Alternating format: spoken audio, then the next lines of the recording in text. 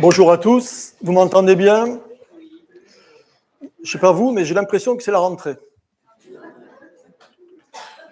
C'est une joie de voir une église remplie et peut-être que l'équipe pastorale devra penser à un projet d'agrandissement.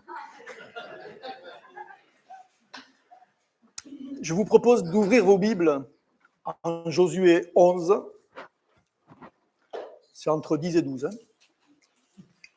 et c'est le 6e livre de la Bible.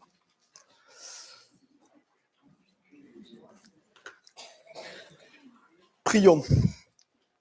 Seigneur, quelle joie d'exposer encore ta parole ce matin, de voir tout ce que tu veux nous dire dans ce texte, de pouvoir s'approprier ce que tu nous enseignes et que tu veux nous voir ardemment appliquer. Bénis ces moments, fais-nous grandir dans ta connaissance, que l'Esprit nous transforme et nous garde dans les combats spirituels et matériels. Amen. Alors vous savez que ça fait un petit moment que j'ai commencé Josué. Raté. C'est mieux dans ce sens. Voilà. Donc la dernière fois, on avait vu la conquête du sud de la terre de Canaan. Et là, on va voir le nord. Alors, suite à la conquête, c'est dans la... On a vu donc cette conquête du sud, et après la conquête du sud, Israël va se lancer dans la conquête du nord. Mais en fait, il se lance dans la conquête du nord en une réaction à la formation d'une ligue des rois du nord. Dans le chapitre 10, où la fidélité de Dieu pendant la campagne du sud pour son peuple a été mise en avant, le chapitre 11, lui, va insister sur la nécessaire soumission d'Israël aux injonctions de Dieu, c'est-à-dire son obéissance. Et dans le précédent passage, pour ceux qui n'étaient pas là, nous avons vu que malgré le piège, malgré la ruse des Gabaonites, Dieu n'a pas rejeté Israël à cause de ce serment prêté sans réflexion. Bien au contraire, un miracle est réalisé, un jour qui va durer près de 48 heures, pour permettre une victoire éclatante et montrer que Dieu était à l'œuvre dans cette prise de possession de Canaan. Alors, vous ne le verrez pas, mais vous pouvez le lire après. Le chapitre 12, lui, avec sa liste récapitulative des rois vaincus, clôt ce récit de la conquête. Et vous verrez, il y a 31 rois qui sont cités, plus les 2 qui avaient déjà été battus à l'est. Il reste encore beaucoup de choses à en conquérir, en fait. Et cela sera vu avec le partage de la terre promise pour les différentes tribus. Dieu voulait que le peuple élu soit dans l'obéissance, le respect, la mise en pratique de sa parole, dans la soumission. Et le thème, le fil rouge du livre de Josué, c'est s'appuyer toujours sur la fidélité de Dieu et lui être fidèle. Et vous pouvez l'inverser, c'est lui être fidèle et s'appuyer toujours sur la fidélité de Dieu. Peu importe les événements, aussi terribles nous paraissent-ils, Dieu est en contrôle dans la réalisation et dans les résultats. Et bien sûr, il est aussi en contrôle dans nos vies. Et tout cela nous oblige justement à lui être fidèle. Donc on va suivre 3 points et puis application et conclusion. Donc triomphe sur la coalition du Nord, la prise des villes et résumé de la campagne du Nord. Je vous propose de lire les versets 1 à 9, donc de Josué 11. Pour ceux qui n'ont pas leur Bible, vous pouvez le lire sur l'écran si vous avez de bonnes lunettes. À la nouvelle de ces événements, donc c'est-à-dire les événements de la conquête du Sud, Jabin, le roi de Hatzor, envoya des messagers à Joab, le roi de Madon, au roi de Shimron et au roi d'Akshap, au roi qui se trouvait au nord dans la montagne, dans la plaine au sud de Génézaret, dans la vallée sur les hauteurs de Dor à l'ouest. Il en envoya aussi aux Cananéens de l'est et de l'ouest, aux Amoréens, aux Hittites, aux Phérésiens, aux Jébusiens, dans la montagne et aux Évéiens au pied de l'Hermon, dans le pays de Mitzpah. Ils sortirent avec toutes leurs troupes. Ils formaient un peuple innombrable, comme le sable qui est au bord de la mer, et avaient des chevaux et des chars en très grande quantité. Tous ces rois fixèrent un rendez-vous ensemble, et vinrent ensemble installer leur camp près des eaux de Mérom, pour combattre contre Israël. L'Éternel dit à Josué, « N'aie pas peur, car demain, à ce moment-ci, je les livrerai tous, blessés à mort, à Israël.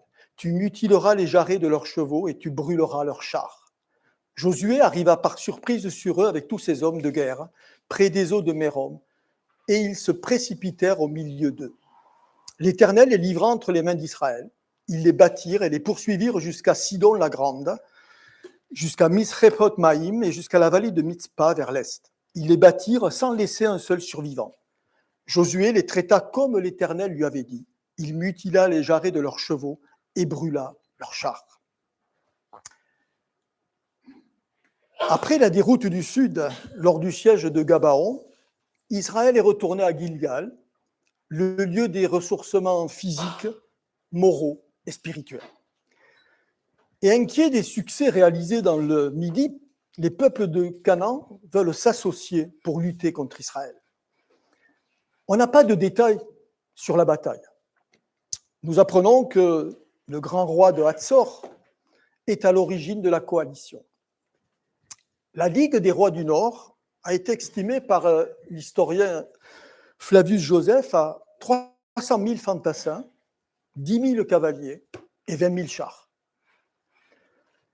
C'est pour ça que le verset 4 vous dit qu'ils formaient un peuple innombrable, autant que le sable sur les bords de la mer.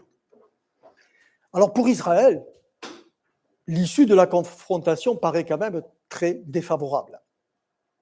Infériorité numérique, suprématie des cavaliers et des chars, que n'utilisait pas Israël.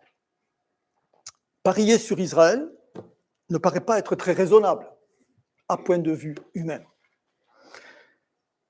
Ce passage m'a toujours fait penser à un autre passage de la Bible, qui est le passage de 2 Rois 6, 14, 18. Vous savez ce que c'est, 2 Rois 6, 14, 18? C'est Élisée et son serviteur qui sont à Dothan. Et voilà ce que dit le serviteur. Il se lève le matin pour sortir de la ville et il vit qu'une troupe les encerclait. Les Syriens les encerclaient, avec des chevaux et des chars. Alors il dit à l'homme de Dieu, à Élisée, « Ah mon Seigneur, que ferons-nous » Élisée répond, « N'aie pas peur, car ceux qui sont avec nous sont plus nombreux que ceux qui sont avec eux. » Ah ouais. Et Élisée pria, « Éternel, ouvre ses yeux à mon serviteur pour qu'il voie. » L'Éternel ouvrit les yeux du serviteur, il vit la montagne pleine de chevaux et de chars de feu tout autour d'Élisée. Les armées divines invisibles sont en ordre de bataille pour intervenir si nécessaire. L'Éternel réconforte Josué, qui devait trembler devant une telle coalition. N'aie pas peur d'eux. Même chose que ce que dit Élisée à son serviteur. Car demain, à ce moment, je les livrerai tous, blessés à mort, à Israël. Dieu réitère ses promesses à Israël. La terre qu'il leur a promise va rentrer dans leur possession. L'Éternel donne une stratégie, simplement, qui peut vous paraître peut-être bizarre, pour les chevaux et les chars. Couper le tendon des jarrets des chevaux et brûler les chars. Vous savez, tout le livre de Josué est centré sur la méditation de la parole et sur sa mise en pratique, sur la soumission et l'obéissance d'Israël au commandement de Dieu. En résumé, quand ils obéissent et quand ils sont fidèles, ça se passe bien. Quand ils décident de faire ce qu'ils ont envie, ça se passe beaucoup moins bien. Alors pourquoi c'est interdit sur les chevaux et sur les chars? En Deutéronome 17,16, voilà ce que dit l'Éternel. Seulement qu'il, le roi d'Israël, et là actuellement il n'y a pas encore de roi à Israël, n'ait pas beaucoup de chevaux et qu'il ne ramène pas le peuple en Égypte pour avoir beaucoup de chevaux, pour en faire le commerce. Car l'Éternel vous a dit, vous ne retournerez plus jamais sur ce chemin. Et le premier des rois qui va utiliser les chevaux, qui va aller en acheter, c'est Salomon. Mais pourquoi? Parce que Dieu ne voulait pas qu'il y ait une certaine vanité dans son peuple à cause de la puissance de l'armée. La force, ce n'est pas dans les chars et les chevaux.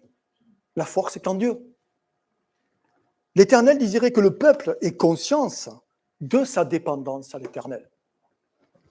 Besoin de l'écouter, de s'appuyer sur lui, de lui faire confiance, de ne pas se sentir fort par les chars, par les armées, par le nombre de fantassins. Son peuple devait combattre non seulement avec courage, mais en s'appuyant sur les armes de Dieu. Éphésiens 6, foi, vérité, justice et la parole de Dieu. C'est pour ça qu'au verset 9, vous voyez que Josué a obéi. Il les traita comme l'Éternel lui avait dit. Il mutila les jarrets de leurs chevaux et brûla leurs chars. Josué obéit, il suit les ordres. Et puis soyons conscients qu'Israël n'avait pas pour objectif l'annexion massive de tous les pays au Moyen-Orient. Dieu n'a pas de visée hégémonique, seulement la possession de la terre promise. Et les chevaux ainsi mutilés perdaient de leur vélocité et ne pouvaient pas être utilisés justement dans la guerre. Par contre, ils servaient en agriculture, pour les travaux des champs et puis pour la reproduction. Et les chars, qui sont un symbole de force, furent brûlés. Alors les chars, dans la Bible, ça n'a pas toujours bien marché. Rappelez-vous de Pharaon. Et comme pour la Ligue du Sud, la technique qui est privilégiée, c'est l'effet de surprise. C'est le verset 7. Alors on ne sait pas grand-chose de ce déroulement de l'attaque là sur les troupes rassemblées. Il n'y a pas de mention de pertes israélites. Elles sont peut-être nulles. Certains commentateurs avancent que Dieu a peut-être créé un mouvement de panique, qui se sont entretués, et puis qu'ils ont fui vers le nord et vers l'est. Et puis, possible aussi que les rois du nord aient vu la montagne pleine de chevaux et de chars de feu, comme Élisée l'avait vu à Dothan. Et les fuyards vont fuir vers le Liban, Sidon, et vers l'est. Dieu est au contrôle. Il est l'artisan de cette victoire. Et une fois de plus, Israël défait une coalition. En un seul combat, Israël va conquérir pratiquement tout le nord. C'est Dieu qui permet ça. C'est Dieu qui est au contrôle. Parce que ça évite à Israël d'aller combattre chaque ville fortifiée séparément. Là, en un seul combat, la possession se réalise. En fait, Dieu rend possible ce qui paraissait impossible.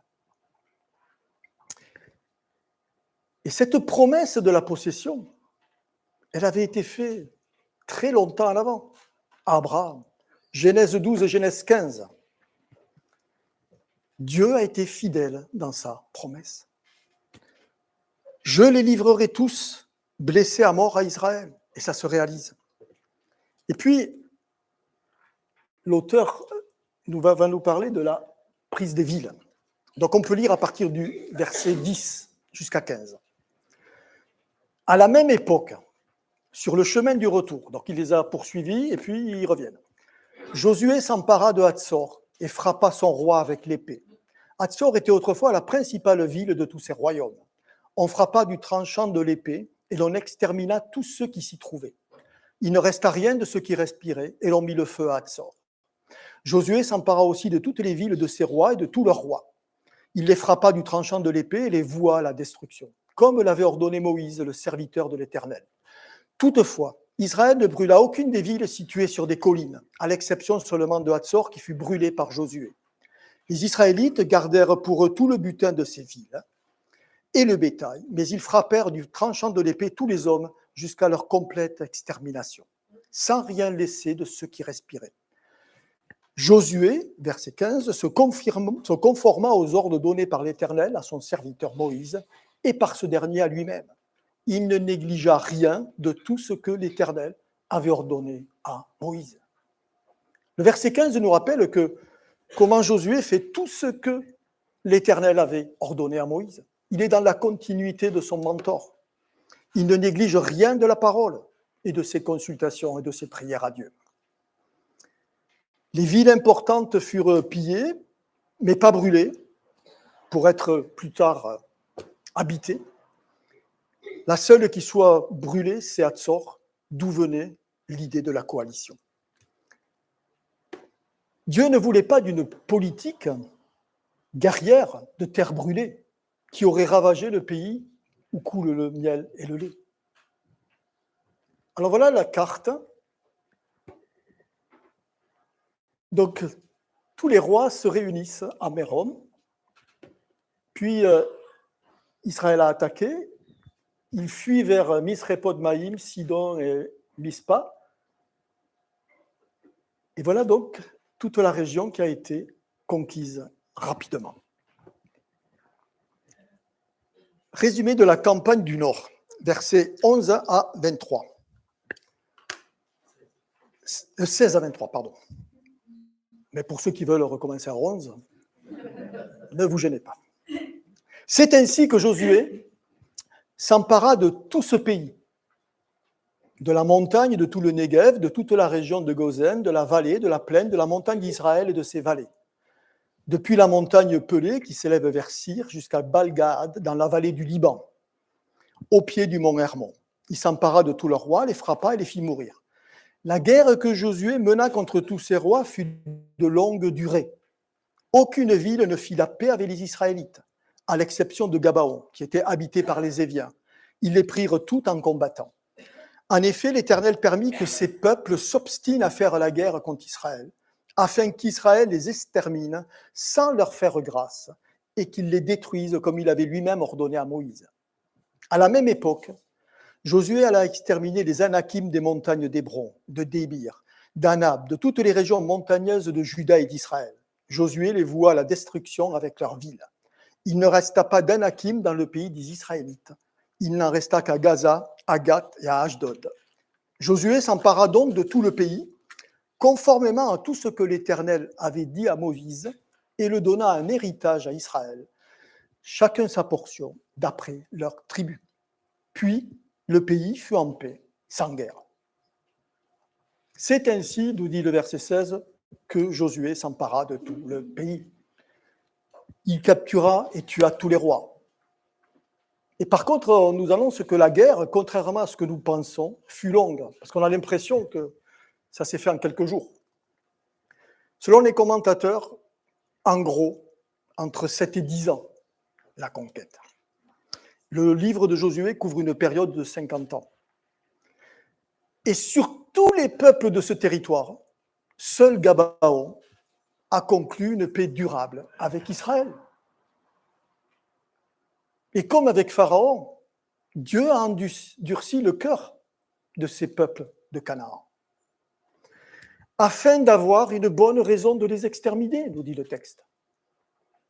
Tous les peuples de Canaan qui ont voulu battre Israël ont été vaincus et auraient dû être exterminés selon l'ordre reçu par Moïse.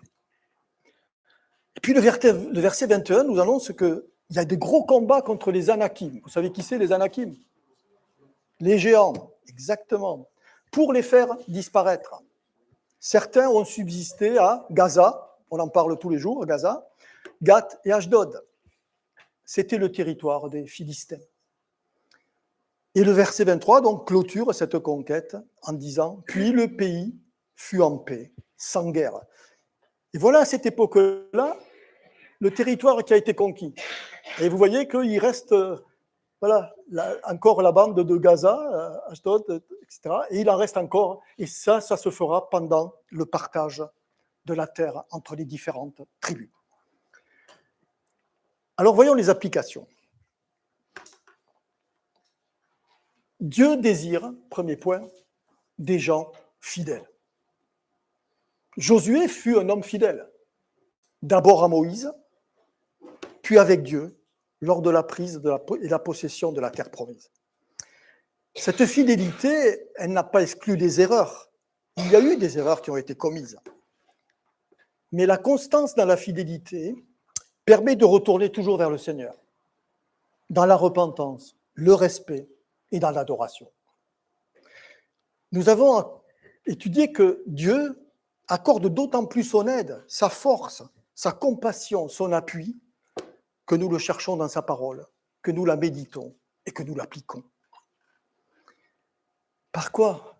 Parce que cette attitude de fidélité, c'est un gage de succès. Comment commence Josué, chapitre 1? Que ce livre de la loi ne s'éloigne point de ta bouche, et médite-le jour et nuit pour t'appliquer à faire tout ce qui est écrit. Et alors tu prospéreras dans tes voies et tu réussiras. Ne te l'ai-je pas commandé? Fortifie-toi et prends courage. Ne t'épouvante point, ni ne t'effraie point, car l'Éternel, ton Dieu, est avec toi partout où tu iras. Cette parole, elle est valable encore aujourd'hui. Dieu est toujours avec nous, partout où nous irons, par tous les chemins difficiles ou pas que nous allons passer. Dieu est partout avec toi où tu iras. Vous savez, Dieu n'est pas un distributeur automatique de bénédictions. C'est dans la fidélité que grandit la relation du Créateur et de la créature. C'est parce qu'il est fidèle que nous devons l'être, par amour, par reconnaissance, parce que nous avons foi dans ses promesses. La fidélité est un attribut de Dieu. Psaume 111, versets 7 et 8. Les œuvres de ses mains sont fidélité et justice. Toutes ses ordonnances sont affermies pour l'éternité, faites avec fidélité et droiture. Dieu nous veut fidèles. Deuxième point, Dieu a un plan pour nos vies. Nous sommes souvent désemparés, bousculés par les circonstances inattendues qui se dressent sur nos routes. On désirerait être en contrôle de tout, mais ce n'est qu'une utopie. Dieu a voulu notre naissance. Il sait le jour de notre mort physique et il maîtrise notre parcours. J'aime beaucoup le verset de Jérémie, chapitre 1, verset 5. « Avant de te former dans le ventre de ta mère, je te connaissais. Et avant que tu naisses, je t'avais consacré. » Donc il avait déjà des plans pour Jérémie. « Je t'avais désigné prophète pour les nations. » Ce matin, nous venons d'arriver, avec le chapitre 12, à l'aboutissement, en gros, de la conquête, avant le partage du territoire. Et voilà ce que disait Dieu à Abraham 7 siècles avant. Donc la promesse, ce n'est pas « je te le ferai pour demain », c'est 700 ans plus tard. L'Éternel apparut à Abraham et dit « Je donnerai ce pays à ta postérité. » Et ce matin, en Josué 11, ça y est, c'est fait. Et Abraham bâtit là un autel à l'Éternel qui lui était apparu. Ça, c'est en Genèse 12.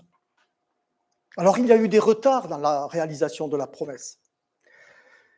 Mais si vous avez accepté Jésus comme Sauveur et Seigneur, soyez certains des promesses de Dieu. Vous aurez des tribulations, des problèmes de fin de mois, de chômage, de santé, de perte d'être cher. Mais le Seigneur sera à vos côtés pour passer au travers de ces difficultés.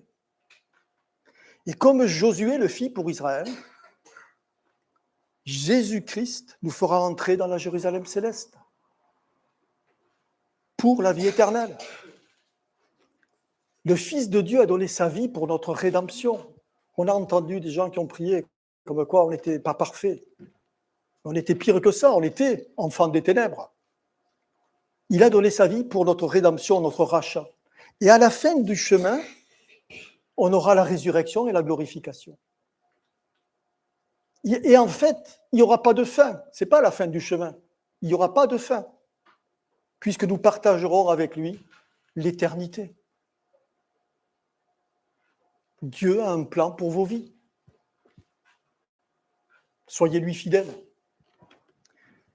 Troisième point, c'est Dieu s'oppose au peuple qui se rebelle contre lui. Alors, je ne sais pas vous, mais moi, je me rappelle quand je commençais à lire la Bible, je suis tombé sur Josué. Je trouvais qu'il y avait beaucoup de morts quand même.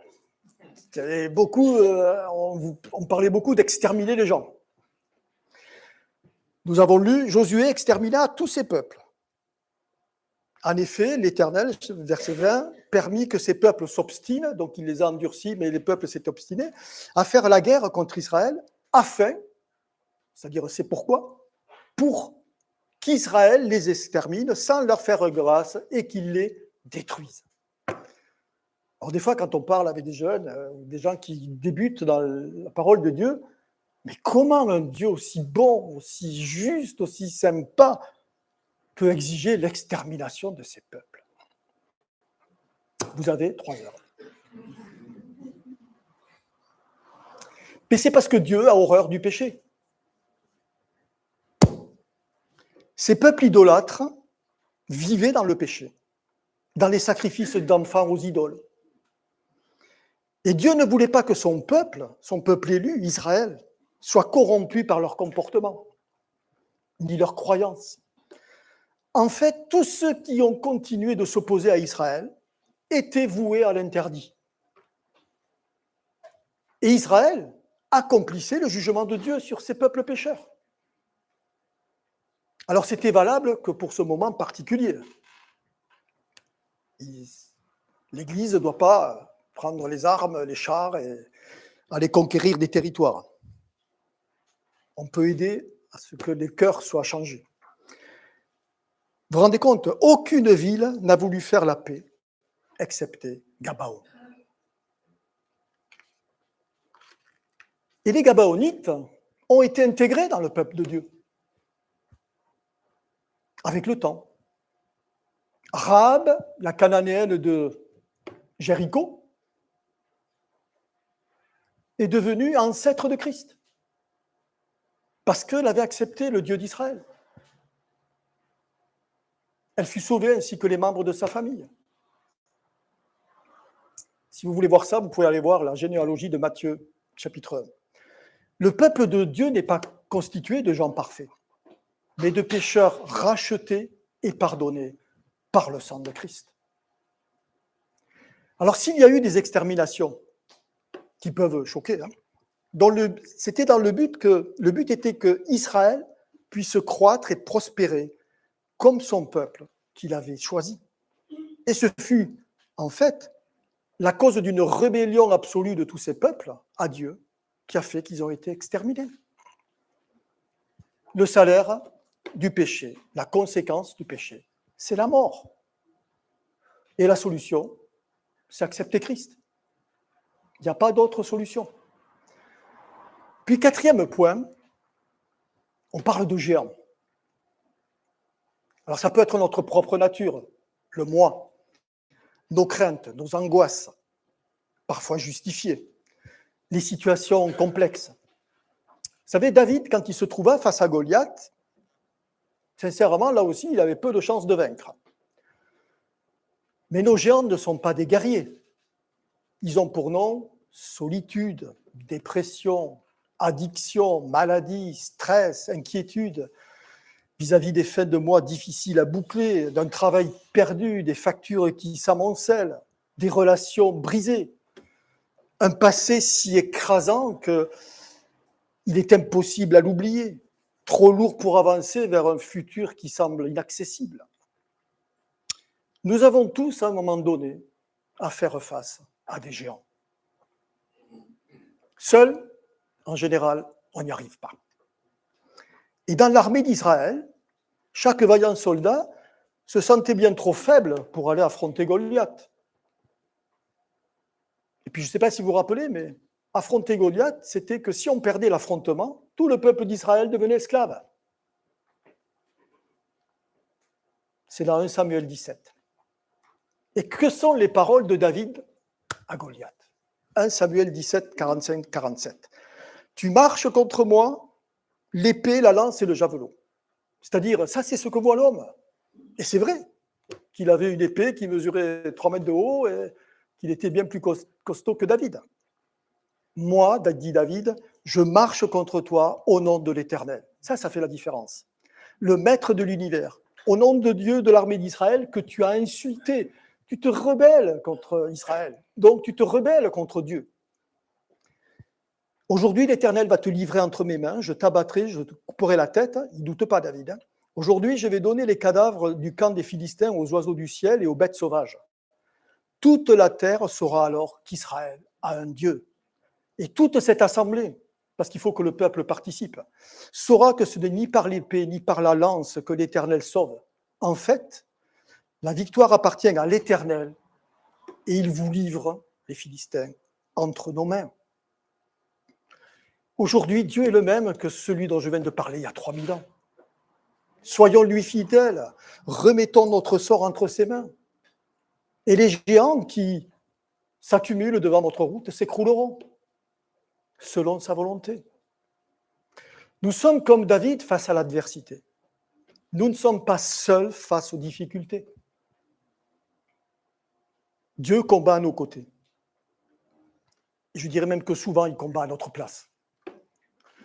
Alors, je ne vous dis pas qu'il n'y aura pas de combat, mais que Dieu y tiendra toute sa place à nos côtés pour que brille sa gloire dans nos vies. Alors, un autre géant à surpasser,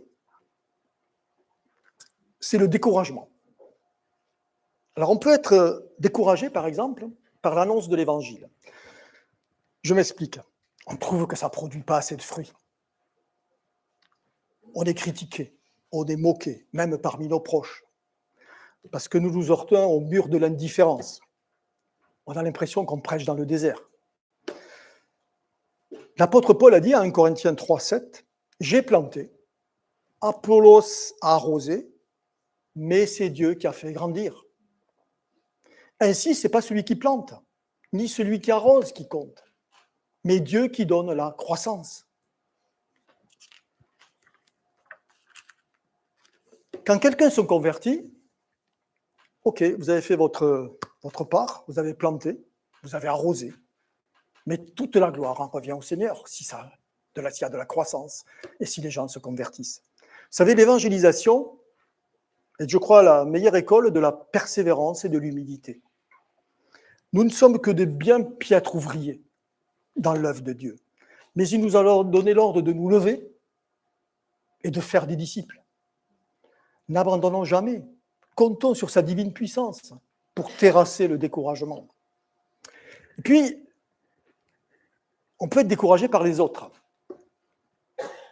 C'est pas moi qui l'ai dit, c'est Jean-Paul Sartre.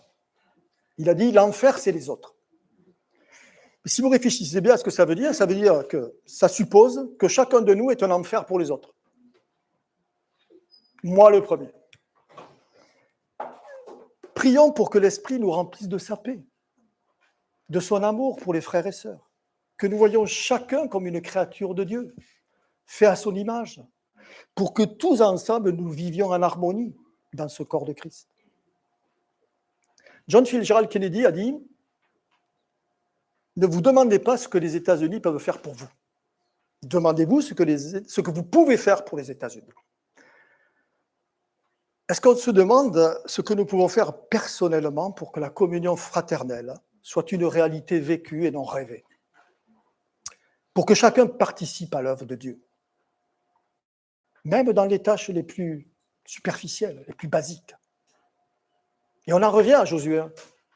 Médite la parole, serre-la sur ton cœur et applique-la. Dieu ne nous demande pas de nous étriper dans les églises. Il nous demande de nous aimer les uns les autres, de nous exhorter les uns les autres, de nous encourager les uns les autres, de pleurer les uns avec les autres, de se réjouir les uns avec les autres. Alors vaincre les géants, c'est toujours long. Le peuple d'Israël, pendant 40 ans, par peur de les affronter, est resté dans le désert.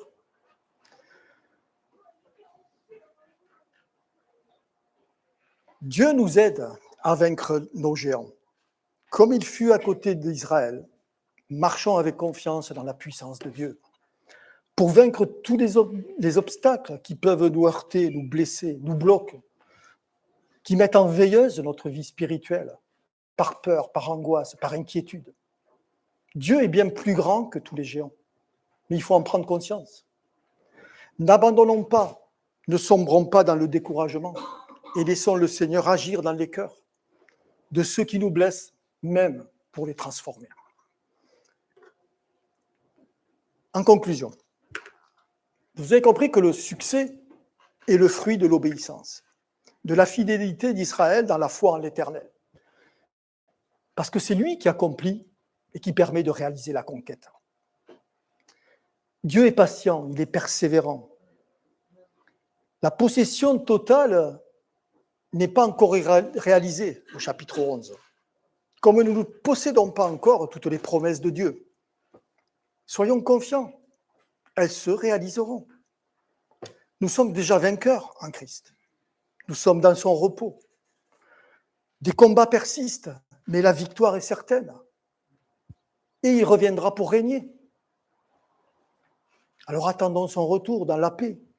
Soyons remplis de joie, de confiance, et agissons car il souhaite notre fidélité, notre capacité à l'adorer et à le servir. J'ai mis sur une diapo le psaume 119. On ne va pas lire tous les versets. On va lire que 3 ou 4. Sinon, il y en a 176. Le verset 11. J'ai serré ta parole dans mon cœur. Ça revient à ce que disait l'Éternel pour Josué, afin de ne pas pécher contre toi. Ce qui veut dire que serrer sa parole, la méditer et l'appliquer, quelque part, ça empêche de pécher. Ça bloque notre sentiment, notre vieille nature de vouloir s'approcher du péché. Verset 33-34. Enseigne-moi, Éternel, la voie de tes prescriptions. C'est sa parole, c'est ses commandements. Pour que je la suive jusqu'à la fin. Donne-moi l'intelligence pour que je garde ta loi et que je la respecte de tout mon cœur. Verset 112. Je pousse mon cœur à mettre tes prescriptions en pratique, et ce, toujours jusqu'à la fin. Mon refuge et mon bouclier, c'est toi. J'espère en ta promesse. Vous savez, nous tomberons comme Israël est tombé. Mais ne soyons pas dans le découragement. Relevons-nous, laissons le Seigneur nous relever, nous corriger. Mais n'abandonnons jamais et gardons nos regards toujours fixés sur Christ.